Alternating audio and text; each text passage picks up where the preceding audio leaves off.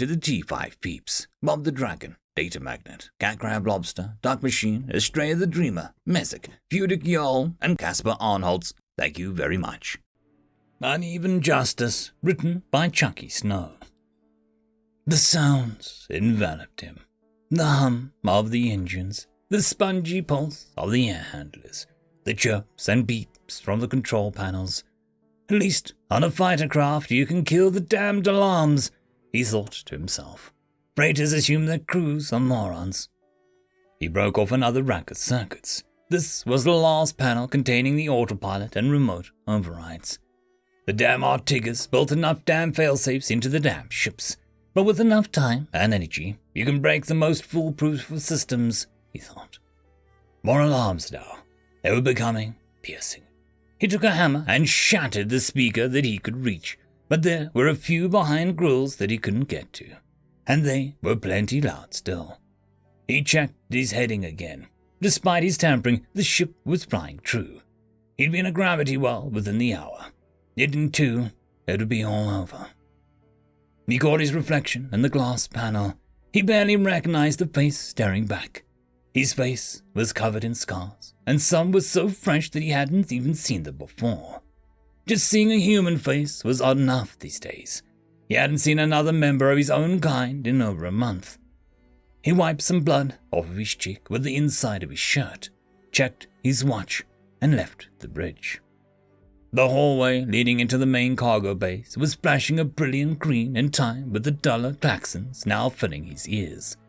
He stepped over the dead body, careful to avoid the greasy pool of liquid slowly leaking onto the plating. The outriggers may have been some of the best weapons builders and sellers around, but they weren't very good fighters. He'd taken out a dozen crew, and it had only cost him the use of an arm. He considered it a fair trade. He opened the aft cargo bay and went in. As the doors closed, the alarms got significantly quieter.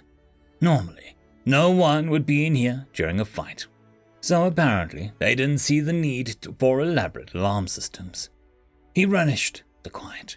Moving along, he walked amongst some 50 quantum particle bombs that were strapped to the floor plating. They were big, ugly cylinders with little thought to aesthetics. They didn't need it. Dropped from orbit, they could just tumble around into the lower atmosphere and explode at a height. With an effective killing range of 40 square miles each, aim wasn't a major concern. He set about arming all 50 of the bombs. The job was easy but monotonous. He absently touched the well-worn stud on his watch. A female voice started speaking. I hope this message finds you. I don't know how long I'll have, so let me start by saying I love you. You know I do, and I know you love me. But I just wanted to tell you one last time. He moved onto the next cylinder. 5 down, 45 to go. They've breached the outer wall of the compound. Our boys are out there, trying to help the others that are left. But they're outgunned. It's only a matter of time. The orbital defenses did nothing. I must have been waiting for the last naval ship to start its sentry sweep of the rest of the system. The Navy knows what's going on, but they're hours away. We only have minutes. He pushed back a tear as he noted the frailty in her voice. They landed without any resistance. Despite all the drills we had, they walked all over us. We know we only have 400 people, and certainly half of that are dead already. We saw the green phase of fire mow down what security forces we had. Then the boys and I helped the other settlers seal the compound. Green phases meant Atricus weapons. It was the reason he commandeered the ship. It was the reason that he tortured the captain. You'd be so proud of Jeffrey and Luke. They can barely even hold up those rifles, but they wanted to do their part to defend our home. I didn't want them out there, but I know we're all going to die today. Governists don't take prisoners. At least I could do is let our boys die like men, instead of cowering in a hut like their mother. He threw a wrench across the bay, striking the bulkhead with a dull gong. He half cursed himself for not having a different recording to listen to, but his wife's dying words were still able to give him some comfort and resolve. so he let them play. I'm hearing less and less fire from the balustrades. I think they'll be in the inner compound soon. I hope our boys did well out there. I'm going to keep talking for as long as I can. I don't know if they're going to take out the antenna or come straight for the huts. I'm afraid of even looking outside. It's funny, but I take solace in the fact that the Griffinists don't torture, don't let you suffer. When they finally find me, I imagine I'll be dead moments later. Henry, you'll be happy to know that I have a cobalt grenade on me. The pin is already pulled. When they shoot me, I'll drop the thing. If I'm lucky, I'll kill the ones that kill me.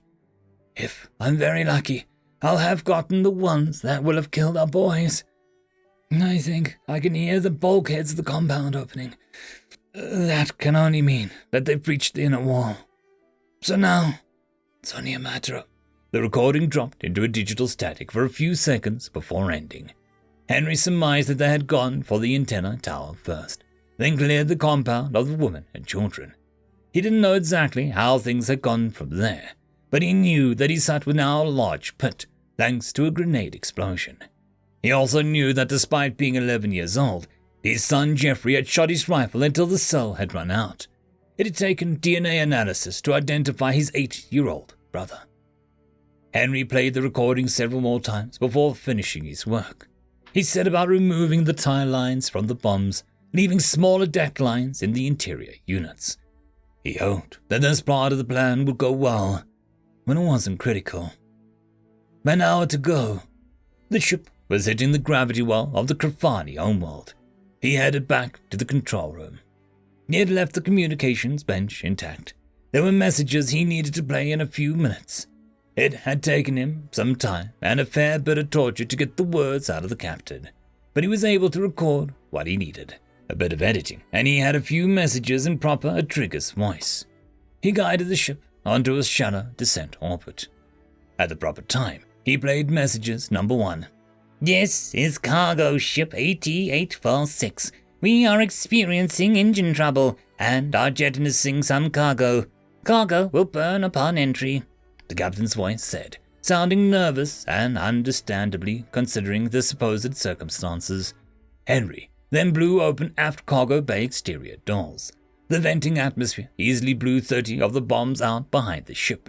They rapidly drifted apart, but they were all planet-bound. Henry hoped that no one bothered to scan the debris. He turned off the communications and headed to the engine room. Henry had fitted remote detonators to the side of the antimatter bottles. Each of the 4 main bottles had their explosive equivalent of tens of bombs now drifting planetward.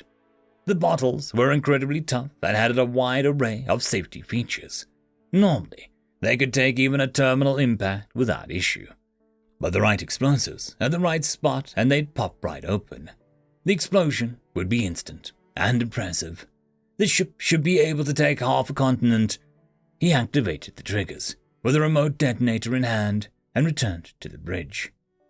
As he turned on the radio again, a cacophony of messages blared out at him. Ignoring them all, he played message number 2. This is cargo ship AT-846. Due to engine troubles, we are unable to hold orbit. We are attempting to make planetary touchdown. We will be jettisoning further cargo and hazardous material. Henry put the message on loop and went to attitude controls. He rotated the ship around until the open cargo doors were at a leading edge of the ship. Blowing the attitude thrusters to full load, he was able to impart nearly a full G onto the straps holding down the remaining 20 bombs.